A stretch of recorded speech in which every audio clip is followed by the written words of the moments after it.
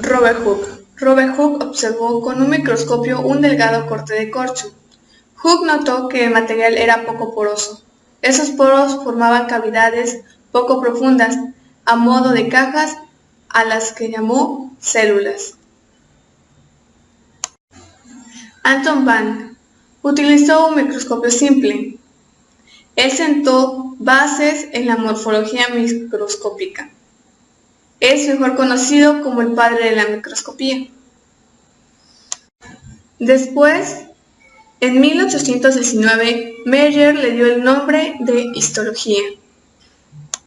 Rudolf dio el segundo postulado, que dice: toda célula se ha de originar a partir de otra célula por división de esta. En 1892,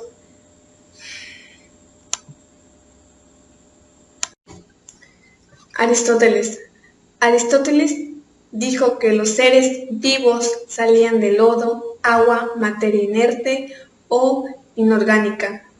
Para que se formara la vida, tenía que relacionarse materia orgánica con materia inorgánica. Él decía que si juntabas carne putrefacta más luz más el aire, eso generaba vida. Aristóteles observaba un charco de agua estancada y decía que había peces y renacuajos. Van Helmont. Él apoyaba la teoría de Aristóteles. Decía que tenía la fórmula de la vida. Van, en la Edad Media, propuso varias recetas para generar animales. Él decía que la mezcla de trigo y ropa sucia, después de 21 días se obtenían ratones. Les voy a hablar sobre los 4 postulados de la teoría celular. La primera teoría dice que es unidad anatómica, o sea que es suficiente con una célula para que se pueda crear todo un organismo. Una célula puede formar un tejido un órgano y un órgano un sistema. La segunda teoría nos dice que es la unidad de origen, que una célula proviene de otra célula madre. La tercera unidad es la fisiológica, que en las células se dan todas las reacciones metabólicas. El cuarto postulado nos dice que es la unidad genética, que todos los seres vivos guardamos en la célula nuestra información genética, heredada de nuestros padres.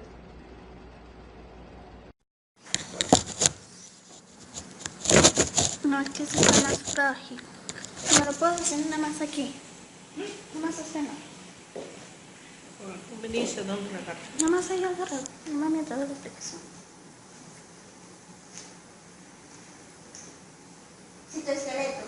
Esta es una estructura formada por proteínas. Este es el esqueleto celular. Ribosomas están formados por 2 unidades, ARN y proteínas. Sirven para la construcción de proteínas gracias a la información suministrada por el ARN mensajero. Los centriolos son estructuras cilíndricas, huecas formadas por microtúbulos. Organizan la construcción del citoesqueleto del uso acromático. Y las estructuras termopimiento, cilios y flagelos solo aparecen en las células de tipo animal. Los cilios y flagelos son prolongaciones filamentosas formadas por microtúbulos de proteína rodeadas de la membrana plasmática. Los cilios son cortos y pueden aparecer cubriendo toda la superficie celular o una determinada zona. Los flagelos son largos y poco numerosos. Retículo endoplásmico. Organelo formado por túbulos contorneados y vesículas aplanadas o redondeadas. Se encuentran por todo el citoplasma relacionándose entre sí. Su función consiste en sintetizar, transformar, acumular y transportar sustancias. El retículo endoplásmico rugoso presenta aspecto rugoso por tener asociados ribosomas a la membrana del organelo. Su función es producir proteínas que actúan en el interior de una vesícula o al exterior de una célula. En cambio, el endoplásmico liso no tiene ribosomas. Su función es sintetizar lípidos. El aparato de Golgi está formado por sacos y vesículas que provienen del retículo endoplásmico. En el aparato de Golgi se transforman sustancias producidas en el retículo endoplásmico También se generan vesículas que pueden unirse a la membrana, liberando su contenido al exterior o bien dar origen a nuevos organelos. Los lisosomas son organelos formados por vesículas redondeadas llenas de enzimas digestivas que realizan la digestión celular. Los lisosomas provienen del aparato de Golgi. Vacuolas son vesículas grandes y redondeadas, acumulan en el interior todo tipo de sustancias como pigmentos, sustancias de reserva, desechos y sobre todo agua. Aquí vemos una célula vegetal y una célula animal. En ellas tenemos organelos comunes como es la mitocondria, vacuola, membrana celular, retículo endoplásmico y núcleo. La mitocondria son organelos grandes y ovalados, con doble membrana. La externa es lisa y la interna presenta repliegues denominados crestas. Se presenta en la célula un número variable, pero son muy numerosas si la célula necesita consumir mucha energía. En el interior de la mitocondria se llama matriz mitocondrial. En ellas encontramos el ADN circular, el ARN y los ribosomas. Las partes del núcleo celular son membrana nuclear, formada por dos membranas que provienen del retículo endoplásmico. Toda la superficie está salpicada de poros por donde puede entrar y salir información. El necroplasma es una sustancia similar al hialoplasma. Nucleolo es una zona muy densa formada por ADN, ARN y proteínas. Es el lugar donde se forman los ribosomas. ADN, material genético, se encuentra condensado en forma de cromatina. El ADN contiene la información genética y controla la actividad celular. Como podemos ver, aquí se encuentra el núcleo celular. Esta capa de aquí es la membrana externa, mientras esta sería la membrana interna. Aquí se encuentra el núcleo plasma que lo rodea, la cromatina, donde encontraremos el ADN, los ribosomas y los poros nucleares donde salen o entran información. Los plastos, plastidos o plastidios son organelos celulares eucarióticos, propios de las plantas y algas. Su principal función es la producción y almacenamiento de importantes compuestos químicos usados por la célula. Usualmente contienen pigmentos útiles en la fotosíntesis. Los cloroplastos son organelos propios de la célula vegetal que contienen pigmento verde llamado clorofila. En ellos se realiza la fotosíntesis, proceso por el cual las células fabrican compuestos orgánicos a partir del dióxido de carbono, sales minerales y agua, utilizando la energía luminosa que la clorofila cromoplasto. Son un tipo de plastos organelos propios de la célula vegetal que almacenan los pigmentos a los que se deben los colores anaranjados o rojos de las flores o frutos. Cuando son rojos se denominan cloroplastos. Los cloroplastos sintetizan la clorofila, reciben el nombre de cloroplastos. El plasmodermo. Se llama plasmodermo a cada una de las unidades continuas del citoplasma que pueden atravesar las paredes de las células, manteniendo interconectadas las células continuas en organismos pluricelulares, en los que existe pared celular, como las plantas o los hongos.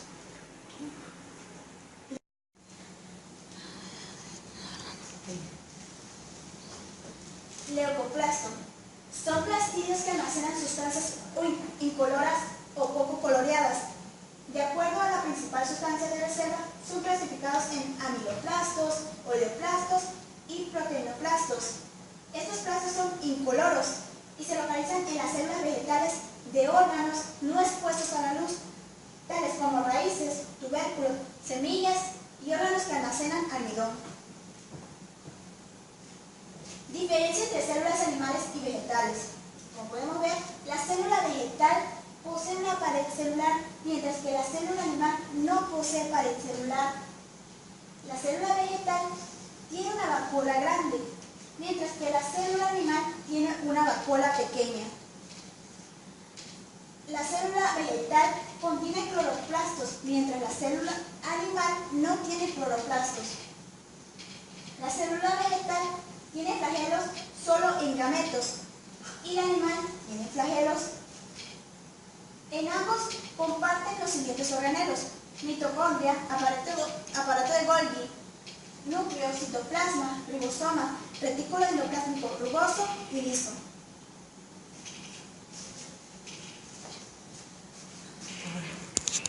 Pero Organelos celulares.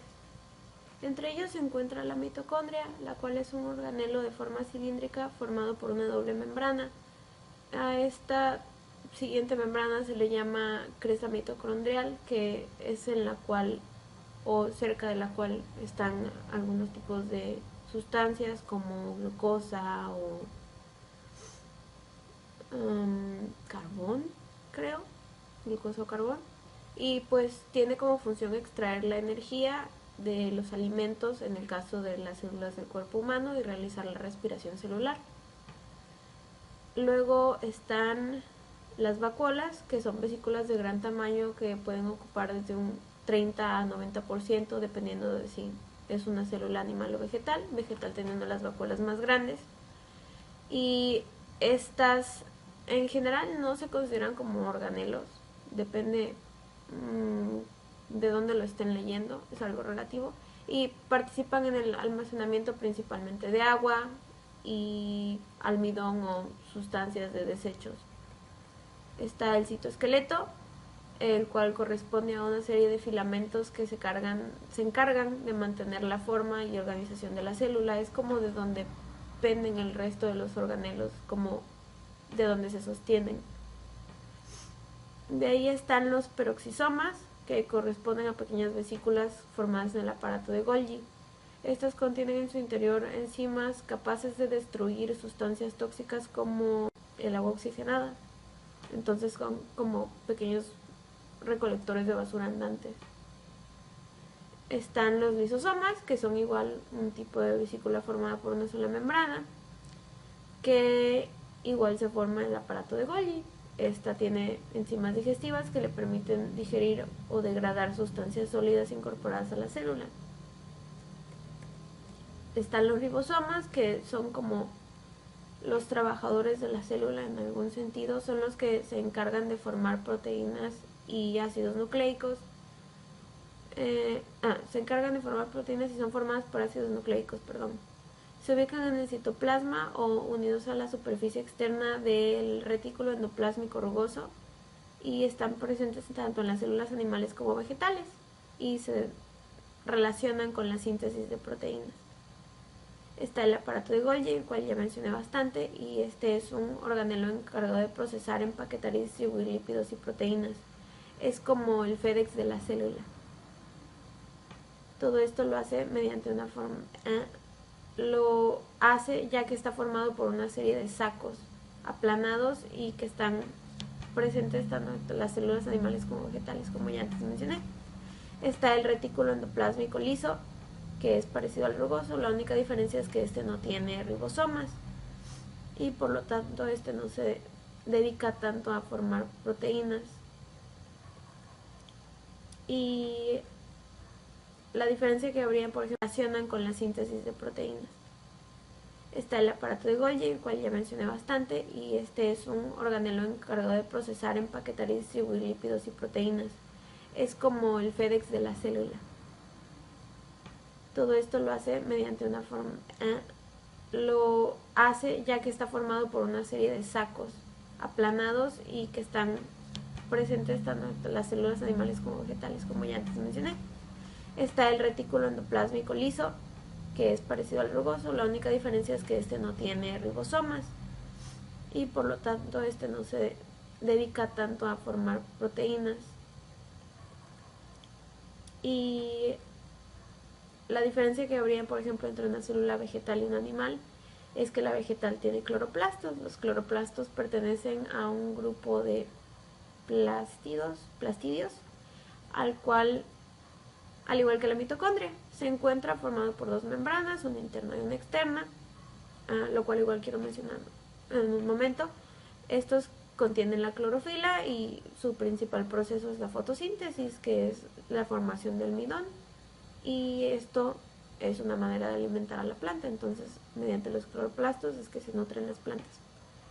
Otra diferencia entre las células vegetales y animales es que la célula vegetal contiene una pared celular, la cual es como para sostener su forma y evitar que al momento de ingerir agua explote. Gracias. ¿Aprieta otra vez? Sí. La síntesis de proteínas se da dentro de la membrana nuclear, en la cual tenemos dentro el ADN. Para poder hacer una síntesis de proteínas necesitamos tener ADN en el ribosoma, pero el ADN no puede atravesar la membrana nuclear. Entonces, ¿cómo le hará el ADN para llegar al ribosoma? Para esto tenemos 3 moléculas esenciales que nos ayudarán en esto, que es el ARN mensajero, ARN de transferencia y ARN ribosomal, de los cuales hablaremos más adelante. La diferencia entre ADN y ARN que podemos encontrar es que en el ADN tenemos bases nitrogenadas como es la timina. En cambio, en el ARN, la timina o la base nitrogenada cambia por el uracilo. Ahora, ya que tenemos el ARN, el cual es la mitad del ADN, como podemos observar acá, el ARN, en este caso mensajero, podrá ir directamente al ribosoma. A este movimiento o a este trayecto se le conoce como transcripción, que consiste más que nada en tomar una parte del ADN y llevarlo hacia el ribosoma, en donde se va a sintetizar. Posteriormente, ya que tenemos el ARN mensajero, nos percatamos que solamente tenemos una parte del ADN. ¿Cómo obtenemos la otra parte? Lo obtenemos mediante el ARN de transferencia, el cual se va a encontrar flotando dentro del ribosoma esperando a la entrada de un ARN mensajero, el cual, al notar que hay un ARN mensajero flotando o nadando dentro del ribosoma, se unirá para completar esa cadena de ADN. Posteriormente, el ARN ribosomal unirá o ensamblará las 2 nuevas cadenas que se acaban de crear, uniéndolas como un cierre de un pantalón o de una chamarra, pongámoslo así. A este ensamble se le llama traducción. Y esto es en sí lo que se conoce como síntesis de proteínas.